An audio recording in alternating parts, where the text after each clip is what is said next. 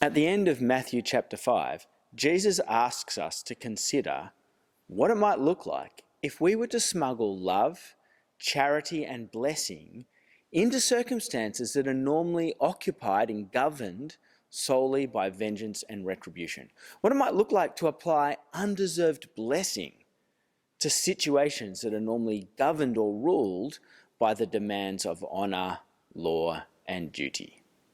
And particularly confronting are Jesus' words in verses 38 to 39, where Jesus says, "But I tell you, do not resist an evildoer." In a world that regularly asks us to grapple with domestic family violence, terrorism, systemic abuses of power, how can Jesus' words here possibly carry any weight of credibility? First, let me note three things about what Jesus isn't ruling out here. What Jesus is proposing doesn't rule out naming the mistreatment where others have perpetrated wrong against us or others.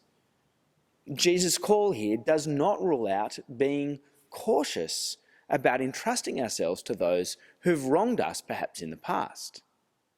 And Jesus' call doesn't ask us to sweep wrongdoing under the carpet or pretend that an experience has not significantly or even necessarily changed the relationship. As verse 38 makes clear for us, Jesus is provoking us to consider what it might look like if we personally abandoned the right to take revenge and payback into our own hands. Whether that revenge takes the form of slandering the one who wronged us, or issuing jibes designed to make them suffer emotionally, or retaliating more directly with threats or intimidation.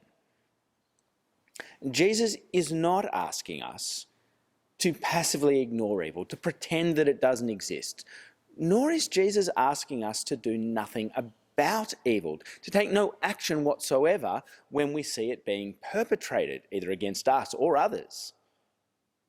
God has given authority to governments for exactly this reason, to punish the wrongdoer and maintain the good order of society, Romans chapter 13. Where we see evil being perpetrated, it is a good, righteous, and godly response for us to bring that to the attention of the authorities and to seek for that wrong to be addressed and to expect governing authorities to do something about it. Let me be crystal clear on this. If you or others you know are being mistreated or treated in abusive ways, God has instituted governments to help and protect you. It is a godly and a righteous thing to seek out the help of governing authorities, to entrust action into their hands. So if you ever come to the church for help in such a position of vulnerability, be assured we will support you in seeking both protection and justice that the governing authorities have been given to us in order to deliver.